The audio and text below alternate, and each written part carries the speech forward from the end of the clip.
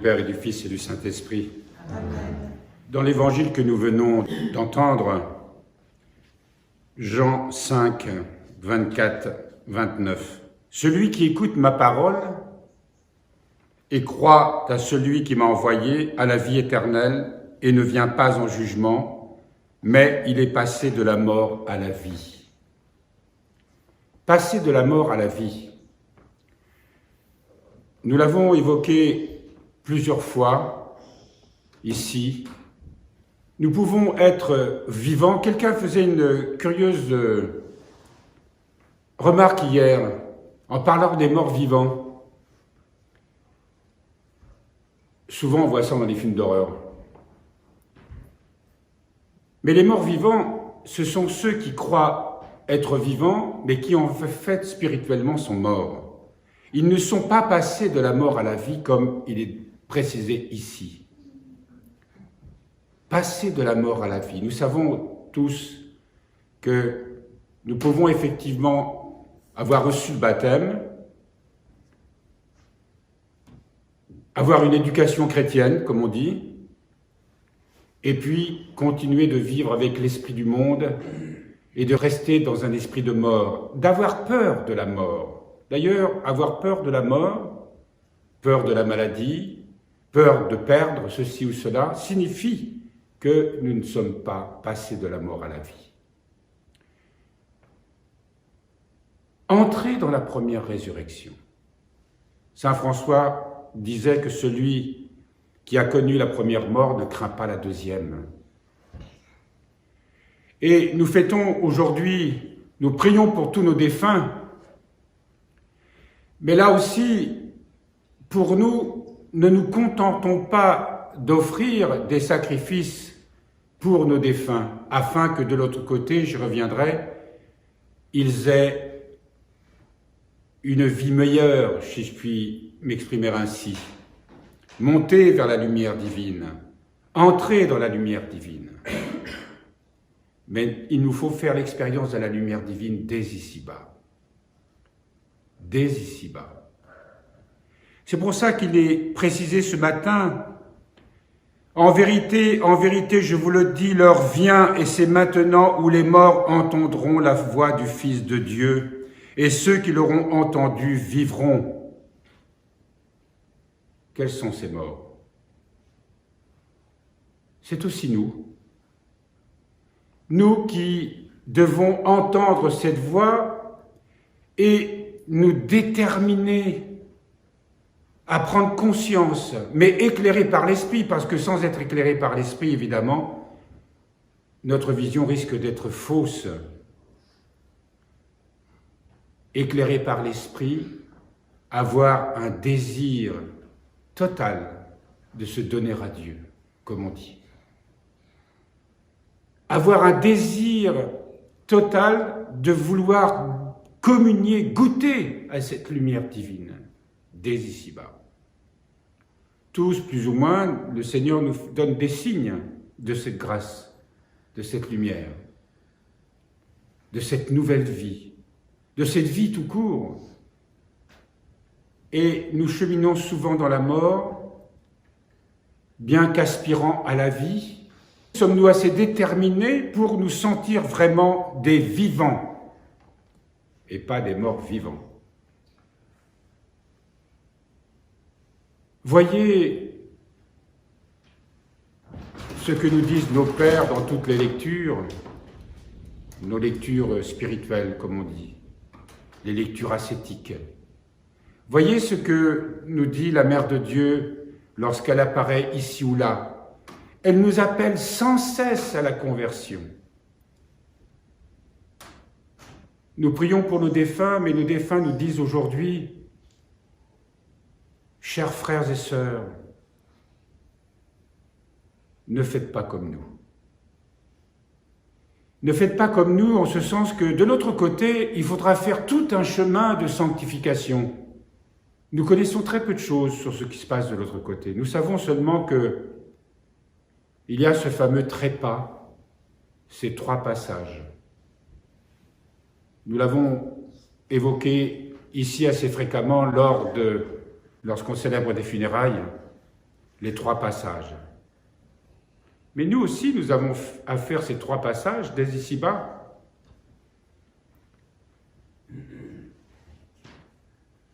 Ce détachement par rapport au corps,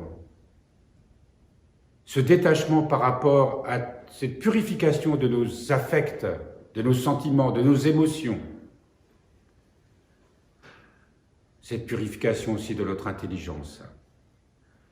Et pour cela, nous le savons, nous l'évoquons sans cesse, c'est seulement lorsque dans la prière nous faisons taire la multiplicité des désirs qui nous habitent, dans un désir sincère, fervent, d'entrer dans la présence de Dieu, de boire à la source de la vie divine, de recevoir la lumière, la vraie vie.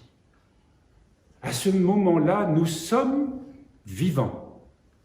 Dans la prière, nous sommes vivants. Lorsque nous célébrons la divine liturgie comme aujourd'hui, nous sommes vivants.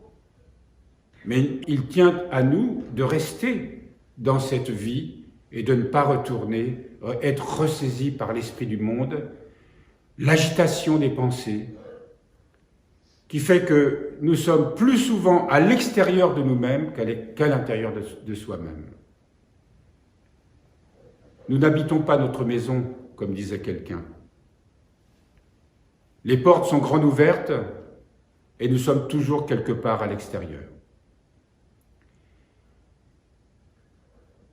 Nos défunts aspirent à la lumière et ils prient pour nous parce que plus nous serons nous dans la lumière, plus nos prières seront aussi efficaces pour eux. Nous prions tous les jours pour les défunts. Nous avons un office des défunts toutes les semaines. Et certainement que c'est un grand bien pour eux, pour tous ceux pour qui nous prions. Que tout ce que nous invoquons ici, auprès du Seigneur ici-bas, leur est source de grâce. Mais aussi prie pour nous. Pour ceux qui sont déjà sortis un petit peu des strates inférieures de leurs conditions de défunts, qui se sont déjà élevés dans la lumière divine, qui ont déjà accepté pleinement le Seigneur. Eux aussi prient pour nous. Ça va dans les deux sens. Et ils prient, eux qui ont la conscience aujourd'hui de ce qu'ils auraient dû faire, de ce qu'ils auraient pu faire. Ils croyaient qu'on peut imaginer de l'autre côté, quand la conscience s'ouvre, combien il doit être amer, difficile, de voir tout ce qu'on aurait pu faire et qu'on n'a pas fait, et tout ce qu'on a fait et qu'on n'aurait pas dû faire. Tous les manquements à l'amour, tout ce que nous avons retenu pour nous, sans penser aux autres.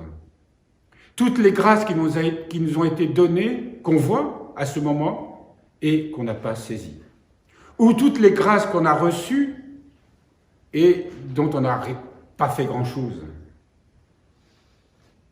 Et puis surtout, il y a cette conscience d'un amour immense, tellement merveilleux, tellement inconditionnel, avec la conscience que pourquoi cet amour qui n'a cessé de nous appeler, de prier pour nous, pourquoi avons été si sourds?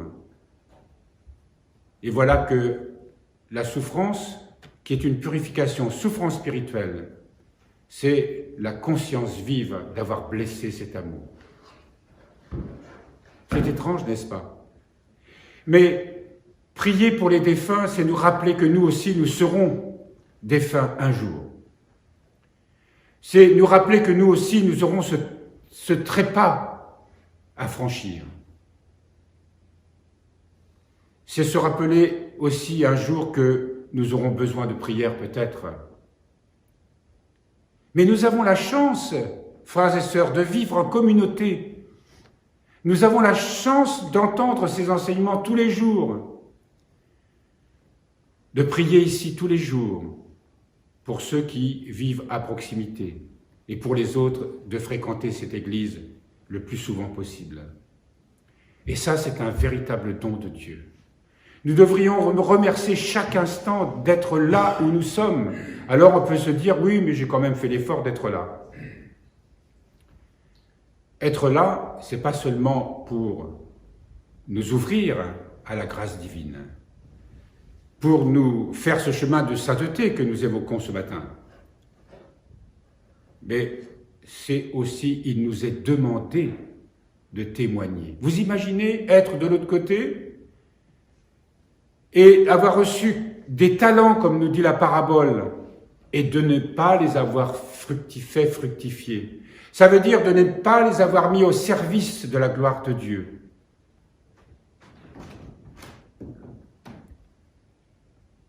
Nous devons nous poser ce genre de questions. Elles sont légitimes. Ne soyons pas insouciants. Le temps passe.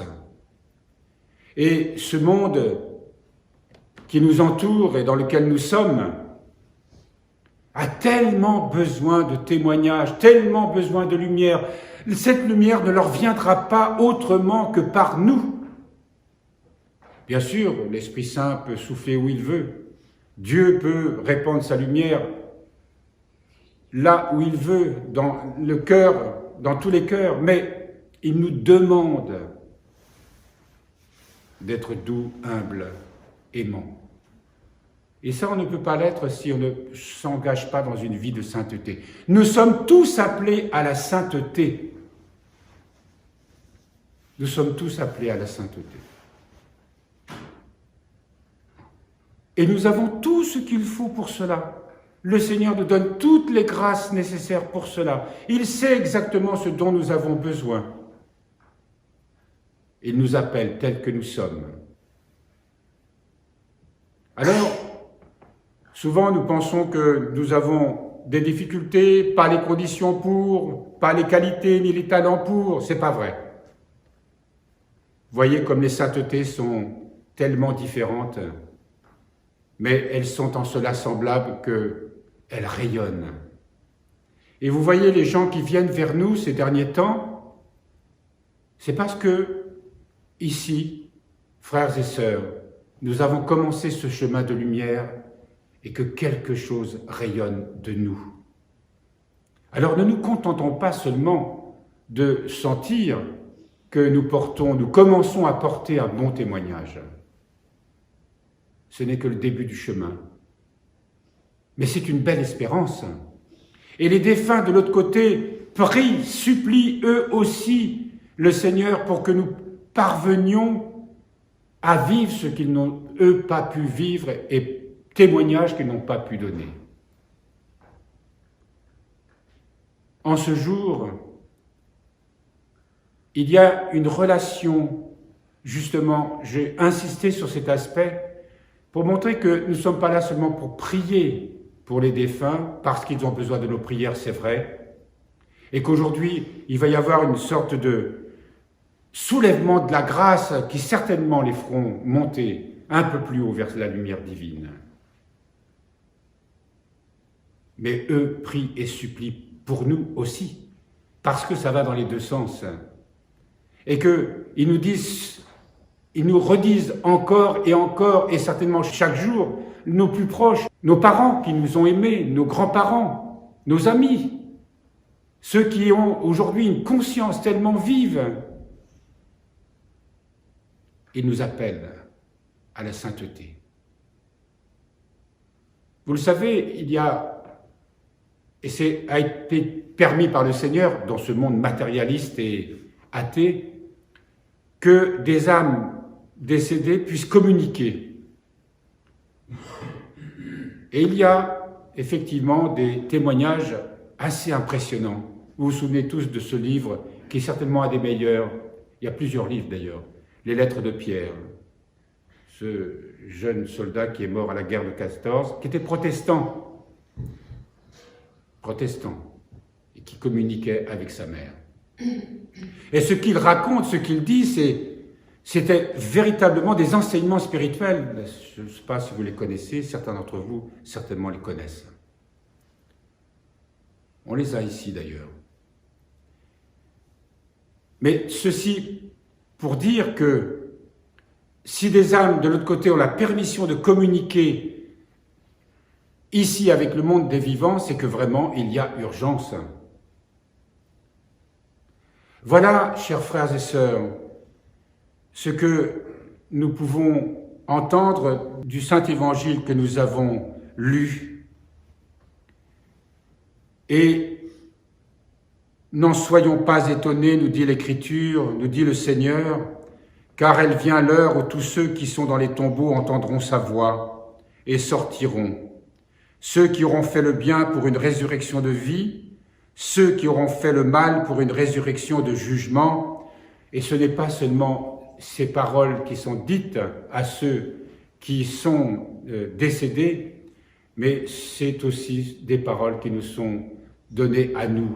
Parce que dans la liturgie, vous l'entendez tous les jours, il est fait mention de la première résurrection, et c'est cette première résurrection à laquelle nous sommes appelés, sortir de nos tombeaux, entrer dans la vie pleinement, et de rendre son âme à Dieu pour entrer directement dans cette lumière en compagnie de tous les saints.